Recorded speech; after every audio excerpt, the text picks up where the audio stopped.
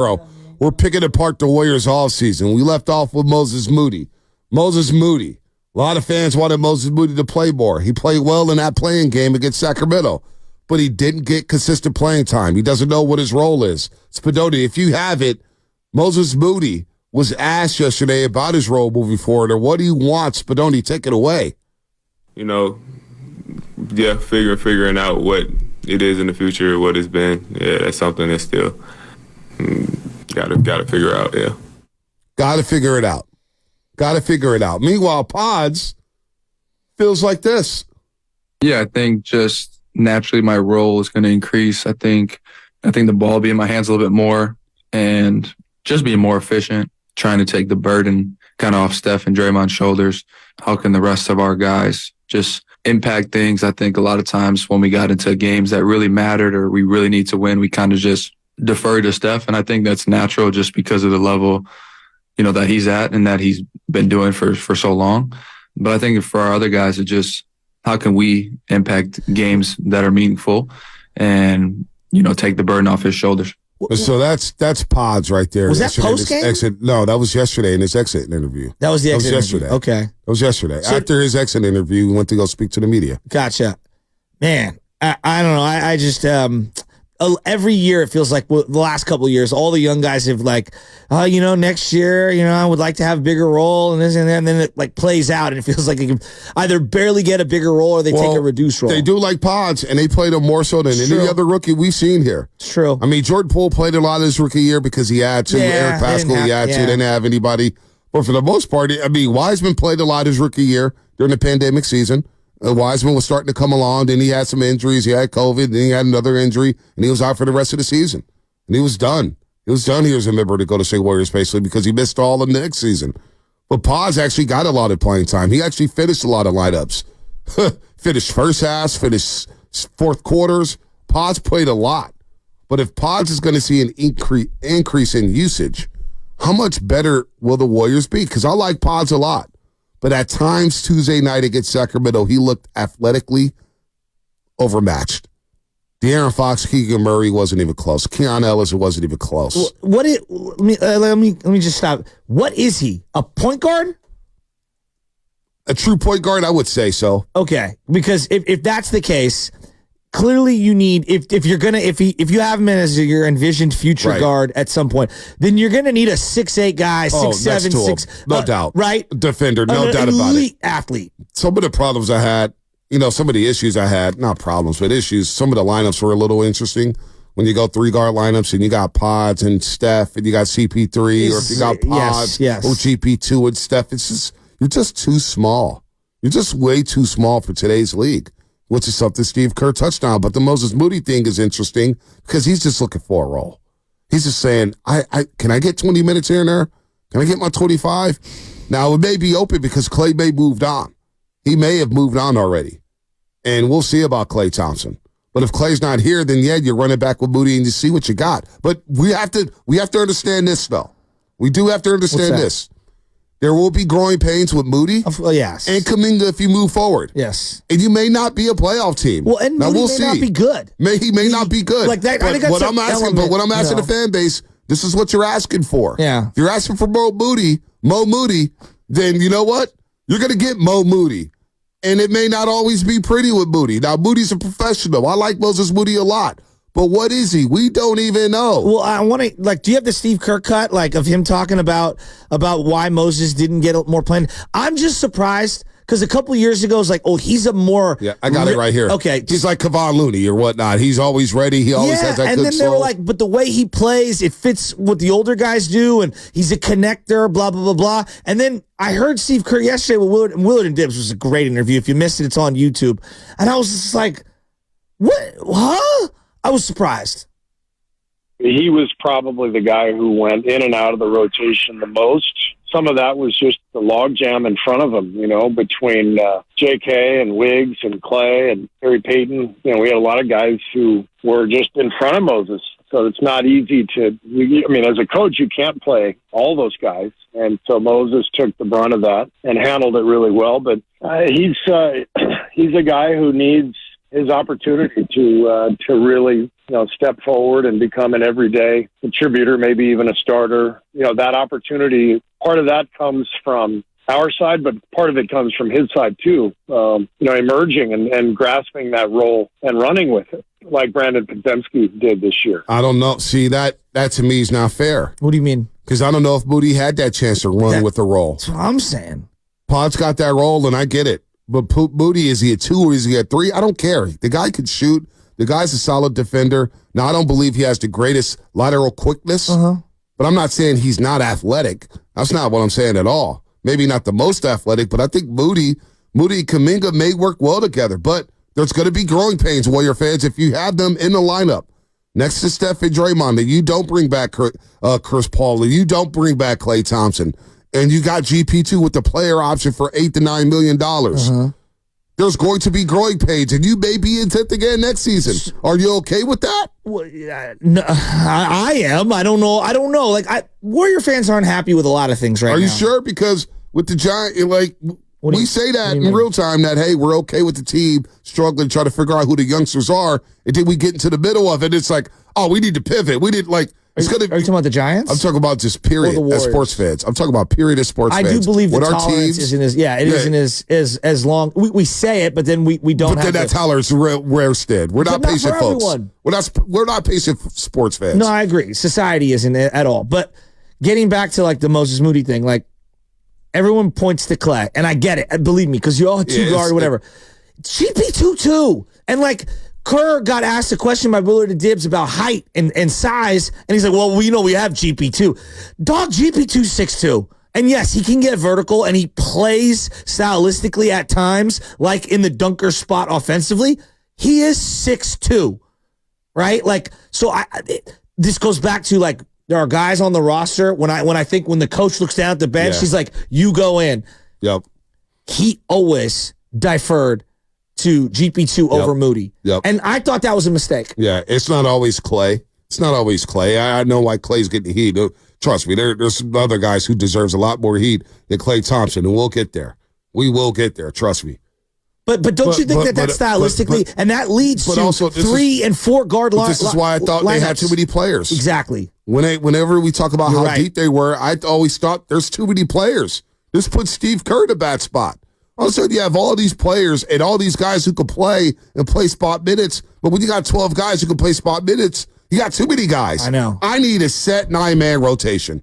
I need to know who my top 9 guys are. And if these 9 guys are performing, then I'll figure a way to try to maybe work something in with the 10th guy or the 11th guy. Yes. But having 12 guys on the team, this is the problem we run into. Pods is getting a lot of minutes, but Moody's not. Pods was able to earn his way as a rookie. Moody hasn't. Why? I thought he did enough his rookie year. He showed flashes in the Western Conference Finals against the Dallas Mavericks. We all remember the third quarter when they were down 15+, and Lundong and Moody had some pivotal moments in that game. Moody's got the sniff. In big moments when he doesn't play during the regular season, and it's been a complete reversal for Jonathan Kuminga where he doesn't play in the playoffs but gets this leeway in the regular season. We got to figure this out. But the other part of it is, and I hate, I feel like I'm pitting the two young guys again, but I'm not. I never understood the obsession with playing Chris Paul alongside Podziemski when both wanted the ball in their hand. I wanted to see Moody play more overlapping minutes with Chris Paul because he's more of a sniper and a shooter. Not that he's on the level of a Klay Thompson in terms of efficiency, but I thought he had a really good 3-point shot, and I thought he gets it out quick. Yeah. And so going back to the lineups, and I don't think it's the seminal end-all, be-all. I just viewed a lot of things different from Steve Kerr off that bench. Yeah, and some of the combinations of guys. And I would be blown away at the amount of times I'd see CP3, GP2, and Pods. Steph, Pods, it's too small. GP2. It's too small. It's way too small. It's too small and he kept referring to GP2 as a big. I'm like, yes, on some level, I see what you're saying and how he has elements of a big. He's still 6'2". And you know what's crazy? Too? Moody, at times, you think about Madison Square Garden, defending Jalen Brunson. He did as well on Jalen Brunson as anybody I've seen in the league. Jalen Brunson's been getting off for 30, 40. He's going to be in the MVP conversation. May not win it, but he's going to be in that conversation. Moody shut him down. Moody has done well as an individual defender. He doesn't, again, he's not the quickest when it comes to lateral movement, but damn, he knows where to be. He never seems to be out of position. Now, he may get beat for a backdoor cut here and there. Who doesn't? I've seen Steph do it. I've seen Clay do it. I've seen Draymond do it at times. It's going to happen. It's NBA basketball. These guys are gifted. They're some of the sickest athletes we've ever seen. But damn it, Moody has shown an ability to defend at a high level, and he knows where to be. He's never a guy where it seems like the veteran's got to tell him where to go or point him where to be. He knows where to be. He's always ready. He learned from Eric Musselman at Arkansas. He used to be an NBA coach. So I'm with Moody. He needs to figure out his role. And that's another guy where he may say, and Anthony Slater's right, he doesn't have the juice to demand a trade. But boy, you don't think he's looking around at his peers saying, boy, I wish I was in that situation playing. Like we just brought up Trey Burke for the third. And the reason why I thought about Trey Burke for the third, so good the final 5 minutes of the Laker game. Because he was picked 3 picks after Moses Moody at 17 overall, and he's 6'9", 6'10", with a long wingspan. But however, there is a question, would he even play with the Golden State Warriors? Which is why the whole LaMelo Ball stuff, the Tyrese Halliburton stuff, whenever people bring that up, Shasky, I'm thinking, would they even have played? Would they even have the ball in their heads? But I guess you're 100% correct. But it goes back to, like, I just view things different from Steve Kerr and from the team. He sees GP2 as a big. I'm like, no, he's a guard. Well, he plays at times like a big, that's why but you're employing him like a guard. Yeah. So I see multiple 3 and 4 you understand guard. why he says a big, though, because he only on offense, he plays in the dunker spot. That's great. Yeah, I know. Trust me, I'm with you. I'm with you there. You know what I mean? I'm with you there. And best ability is availability. Exactly. And GP2's been hurt a lot. A Trey Murphy III, he's 6'8". I know. He's 6'8". 6'8", 6'9", dude. He's tall. I was watching him. I watched him warm up for 15 minutes. He's 6'8". Right? That guy is a player. And I look at like Kevin Durant, Kevin Durant, he's a 3. Yeah, he's 7 feet tall. You know what I mean?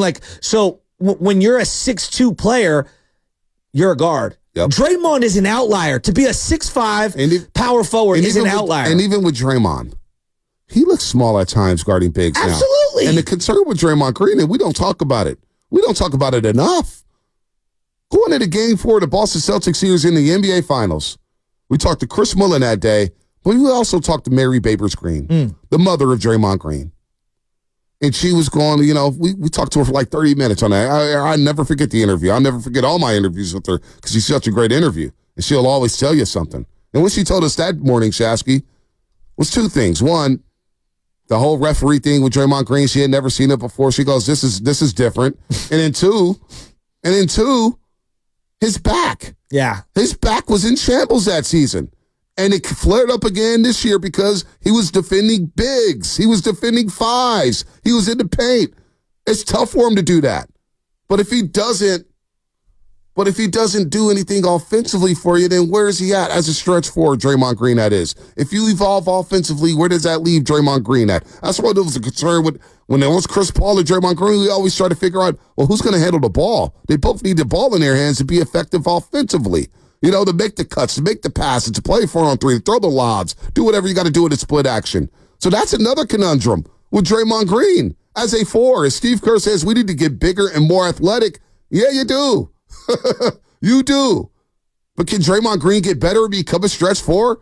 He had shot a career high from 3, percentage-wise, but to me, Shasky doesn't shoot it enough. But the irony is not lost on me.